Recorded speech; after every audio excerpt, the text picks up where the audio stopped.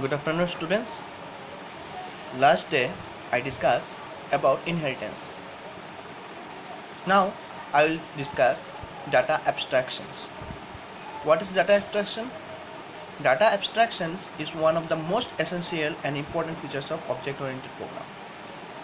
Abstraction means displaying only information and hiding the details. That means suppose आप लोग रोज खाना खाते हो, सोते हो, सोना है, इसके बाद खाना भी है, इसके बाद आप लोग क्या करते हो, एक्सरसाइज करते हो, कुछ भी जो भी करते हो अपने डेली लाइफ में, आपके बॉडी के अंदर क्या हो रहा है आपको पता है? नहीं, लेकिन बॉडी के अंदर बहुत कुछ हो रहा है. इसे डेली लाइफ डाटा एब्स्ट्रैक्शन बोल सकते हो. नहीं तो और एक एग्जांपल है. सपोज आप लोग व्हाट्सएप फेसबुक में मैसेज करते हो एक दूसरे को, ठीक है? तो आप सिर्फ लिखते हो ना, हाय हाउ आर यू, ऐसा लिखते हो. तो लेकिन उस मैसेज के जो कोड होते हैं आपको दिखाई देते हैं. डाटा क्या हो रहा है उस दिखाई देता है? नहीं दिखाई देता. आपको सिर्फ मैसेज मिल जाता है, लेकिन उसके अंदर जो कोड है वो सब आपको नहीं मिलता. उसको हम लोग क्या बोलते हैं? Data abstraction. That means abstraction means displaying only information. आपको इन्फॉर्मेशन मिलेगा, लेकिन डाटा जो होगा, डाटा का जो डिटेल्स होगा वो क्या होगा? हाइड होगा. याद रखना. समझ गए? This is the concept of data abstraction. Okay, now जो टॉपिक है वो है encapsulation. What is encapsulation? Encapsulation is defined as wrapping up of data and information under a single unit. Data encapsulation का इस्तेमाल हर प्रोग्राम में किया जाता है, ठीक है? ऑब्जेक्ट ओरिएंटेड में काफ़ी इम्पोर्टेंट फीचर जो है वो है डाटा एनकैप्सुलेशंस. डाटा एनकैप्सुलेशंस में ऑब्जेक्ट के मेथड्स जो होते हैं और डाटा के एक ही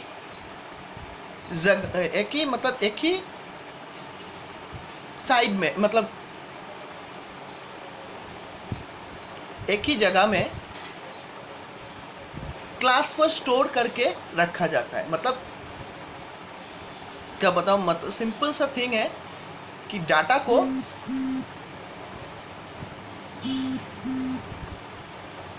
एक जगह में स्टोर करके रखते हैं. सिंपल. डाटा एनकैप्सुलेशन में डाटा मेंबर्स और मेंबर फंक्शन क्लास में डिफाइन किया जाता है, ठीक है?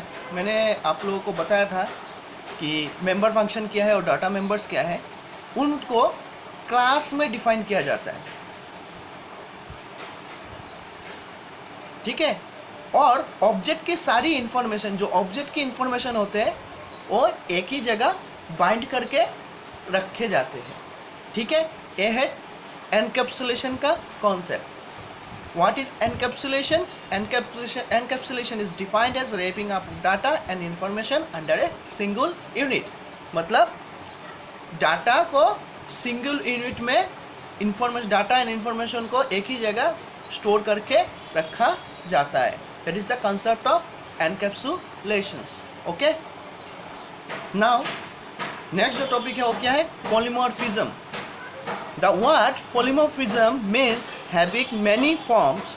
इन simple words we can define polymorphism as the ability of a message to be displayed in more than one form. Real life example में बोलूँ तो क्या है? A person at the same time we have different characteristics. Like a man at the same time is a father, a husband, an employee. So the same person possesses different behavior in different situation. This called polymorphism. समझ गए? एक person एक ही time में father भी है, husband भी है और ब्रदर भी है, तो उस सिचुएशन में हर एक के साथ ये अपना अपना एक एक कैरेक्टरिस्टिक्स रहेगा, डिफरेंट कैरेक्टरिस्टिक्स। सबके साथ तो सेम कैरेक्टरिस्टिक्स नहीं रहेगा, डिफरेंट कैरेक्टरिस्टिक्स रहेगा, ठीक है। तो same person possess different behaviour, that means what, एक ही पर्सन है लेकिन डिफरेंट सिचुएशन में डिफरेंट कैरेक्टरिस्टिक्स होगा, तो उसे हम लोग क्या बोलेंगे, पॉलीमॉर्फिज्म, ठीक है। और थोड़ा सा इंफॉर्मेशन दे दूं, पॉली और मॉर्फ एक ग्रीक वर्ड से, ठीक है। दैट मीन्स ये बहुत, इसका मीन्स क्या है, पॉलीमॉर्फ मीन्स क्या है, इसके बहुत सारे रूप होते हैं, एक ही रूप है लेकिन डिफरेंट सिचुएशन वाइज उनके रूप अलग होते हैं, मतलब होना पड़ता है, अलग होना पड़ता है सिचुएशन के हिसाब से। पॉलीमॉर्फिज्म दो टाइप के होते हैं, एक कंपाइल टाइम पॉलीमॉर्फिज्म और एक रन टाइम पॉलीमॉर्फिज्म। और कंपाइल टाइम पॉलीमॉर्फिज्म क्या है, लिख के देता हूं आप लोगों को।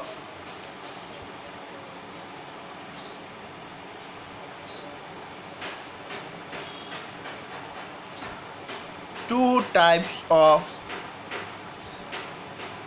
polymorphism: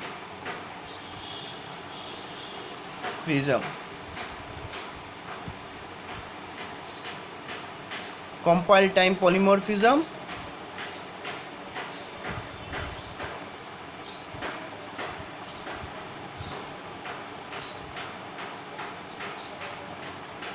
एंड दो नंबर क्या है, रन टाइम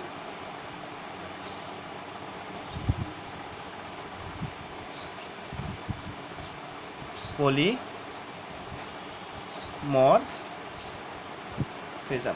तो कॉन्सेप्ट क्लियर है पॉलीमॉर्फिज्म समझ लो इतना कि डिफरेंट टाइम में डिफरेंट कैरेक्टरिस्टिक्स होता है। The word polymorphism means having many forms. In simple words, we can define polymorphism as the ability of a message to be displayed in more than one form. In a programming language, in C++, क्या होगा, मतलब उसको use किया जाएगा different situation में different नाम से, ठीक है।